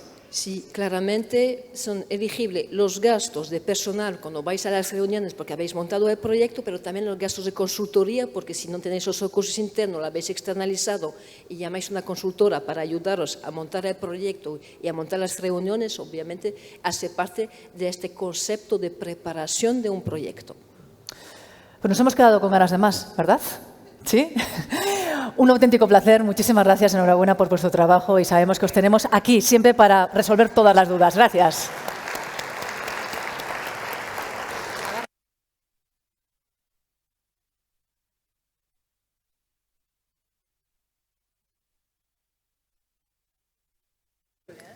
Si on m'entend, c'est bon, oui. Donc juste avant de terminer, très bien. Juste avant de terminer, on voulait pas laisser terminer le séminaire sans vous annoncer que donc avec la région Nouvelle-Aquitaine et le conseil départemental des Pyrénées-Atlantiques, nous organisons le 4 avril à Bayonne, donc le 4 avril à Bayonne à l'université qui nous accueillera, un séminaire aussi, une conférence, voilà, dans un format un peu différent, un peu plus léger qu'aujourd'hui, mais de manière à continuer les échanges. On voit que il y a encore beaucoup de questions, donc je pense que cette journée sera utile. Elle est à destination des porteurs de projets des Pyrénées-Atlantiques, de manière à ce qu'on puisse contribuer à l'élaboration de leurs projets dans cette période de montage de projet. Voilà, merci. Merci. Perfecto. Ahí tenemos esa otra posible cita para seguir ampliando información. Enseguida llegarán las charlas específicas con las prioridades en las salas, que os daremos esas indicaciones para poder llegar a ellas. Pero ahora también tenemos la oportunidad de ese broche final que ha de protagonizar, broche de oro, decíamos, ¿verdad? Miquel Antón, secretario general de la Comunidad de Trabajo de los Pirineos, quien llega ahora como autoridad de gestión del POCTEFA para decirnos estas palabras finales. Mientras, os recordamos, después en las salas, por prioridades específicas resolveremos. Quienes nos seguís online lo podéis hacer a través de los enlaces que os hemos hecho llegar y que también encontraréis en la web. Y yo ya me callo. Adelante.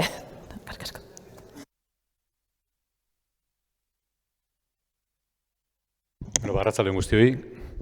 Eta, bukatzera goaz, beraz, laburra legin duan ez izaten, ze badakite, ordu asko direla, gauz asko izan direla, eta, hemen zailena da zerbait berria esatea, ez dut uste nik hemen ezer deskubritu duenik, baina, alegin duan ez bentsat, decía que es difícil a estas alturas poder aportar algo que no se haya dicho. Se me ocurre que podría adelantar la hora a la que mañana podría ser colgada la información en Internet, pero creo que Pilar Maza no me lo perdonaría, con lo cual tampoco lo voy a avanzar y voy a dejar que sea cuando ellas puedan hacerlo. No, simplemente como recopilación o como quisiera enfatizar algunas de las cosas que se han dicho, ¿no? Hoy efectivamente pues culminamos un proceso de un largo, aunque a mí me ha parecido corto, proceso de 3 años. Hablaban de más de 50 reuniones, yo la verdad es que no las he contado, pero sí es verdad que ha habido muchas discusiones, muchos papeles, propuestas, contrapropuestas, y hemos llegado aquí, por cierto, después de un proceso muy, muy participativo que engloba ya no solo a las instituciones de todo el Pirineo, en un alarde, vamos a decir, de gobernanza multinivel, sino que incluso a la sociedad civil, a la que también se ha recurrido para encuestas, se han realizado contribuciones, consultas, etcétera. Por lo tanto, lo que tenemos como resultado es lo que se ha hablado hoy. Se ha explicado las novedades, las innovaciones que trae este programa, detalles como las auditorías, la comunicación, etcétera. Y en cualquier caso, como también ha comentado Cristina Higo antes, yo lo que quisiera es tranquilizar a todos trasladando el hecho de que esa información va a estar está ya colgada, ¿no? Y mañana, desde luego, estará toda con la primera convocatoria de proyectos también. Al final, también repito algo que se ha dicho, y es que la frontera, el espacio pirenaico en este caso, pues es un laboratorio, ¿no? Un laboratorio a pequeña escala de lo que es la integración europea. Al final las fronteras son los cosidos de Europa, de la Unión Europea. Aquí es donde hacemos, yo diría, en primer lugar, integración, ¿no? Son los extremos de cada estado post-westfaliano, ¿no? o westfaliano, que es lo que hoy en día tenemos en vigor. Pues aquí es donde hacemos todas estas pequeñas experimentaciones. De hecho, las políticas o los objetivos políticos que se eligen en este caso no están muy lejos de los desafíos, ¿no? del triple reto ese climático, ecológico que tenemos, tecnológico, digital e incluso demográfico, ¿no? Yo creo que todo esto se recoge en el programa y se recogerán en las creo haber entendido que haremos 10 convocatorias, ya veremos, pero todo esto se recoge ahí. Por lo tanto, lo que estamos haciendo es Europa a pequeña escala, pero lo hacemos a escala local y colaborativa. Y también quiero enfatizar la palabra colaborativa.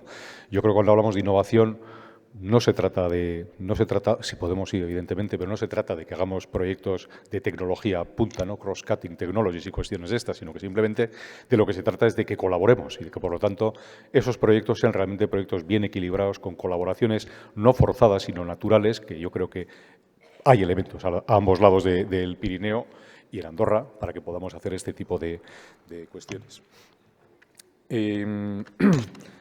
Bueno, no quisiera tampoco desaprovechar este pequeño momento para agradecer. Yo sé que hoy llevamos varios agradecimientos realizados, pero yo quiero reiterar el agradecimiento, el más sincero agradecimiento, empezando desde luego por todos los actores de la sociedad civil y los que estéis aquí y también los que nos seguís online, sobre todo los que os habéis acercado desde fuera de Euskadi hasta aquí, pero efectivamente a las casi 1.000 personas que estáis siguiendo de una manera o de otra esta jornada, pero también a todos los participantes de la sociedad civil durante estos 3 años, a todas las instituciones, tanto de un lado como del otro de la frontera, las AECTs, los departamentos, las autoridades locales y, evidentemente, a los miembros de la Secretaría Conjunta y también a los parteneres, a los socios que conformamos la comunidad de trabajo de los Pirineos.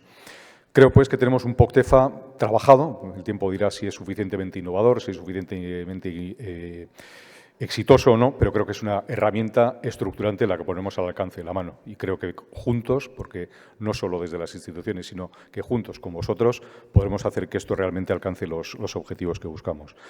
Alguien lo ha mencionado también antes y también quiero incidir en ello, en que tengamos en cuenta nuestras fortalezas. Tenemos una red de entidades, voy a llamar, transfronterizas, como pueden ser las euroregiones, AECTs, las eurociudades, también los consorcios que están en marcha. 40 años de experiencia asisten a la CTP, 30 años, más o menos, algo más de 30 años a los programas Interreg y, en este caso, es la 6ª edición del POCTEFA y 3ª edición en la que la CTP hace de autoridad de gestión. Por lo tanto, creo que todo esto es a tener en cuenta. Por lo tanto, simplemente animaros a trabajar con dedicación, en cooperación, en modo colaborativo y, dispuestos a aprovechar todas las sinergias que sean posibles. Y, por último, una simple mención también, como 8 de mayo, que es Día Internacional de la Mujer, a valorizar y a poner en valor, en todo su valor, el papel que las mujeres, no sé si antes comentaba Cristina que se las percibe de forma pasiva, no creo que sea realmente No creo que sea esa la realidad, otra cosa es si algunos lo perciben o no, pero en cualquier caso nosotros lo que necesitamos son mujeres y hombres activos en este programa. Muchísimas gracias por vuestra atención. Eskerrik asko, merci a tous y a toutes.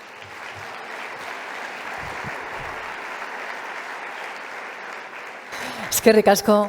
Muchísimas gracias. Y así llegamos al final de esta parte que nos ha tenido reunidos a lo largo de todo el día, desde las 9 de la mañana que nos hemos visto por primera vez las caras. Llegamos al final de esta sesión. Os recordamos que quedan las salas específicas. En ellas podéis seguir utilizando los dispositivos de traducción simultánea si los necesitáis. Solamente os rogamos que cuando terminen os acordéis de devolverlos en el mismo lugar. Si por lo que sea no os podéis quedar a las salas, también recordad dejar de nuevo los dispositivos. ¿Y qué nos queda? Simplemente daros las gracias en nombre de la Secretaría Conjunta por haber venido, de la comunidad de trabajo de los Pirineos y desearos mucha suerte porque la calidad y el trabajo y la profesionalidad ya la lleváis puesta. Así que mil gracias, eskerrik asko, merci beaucoup.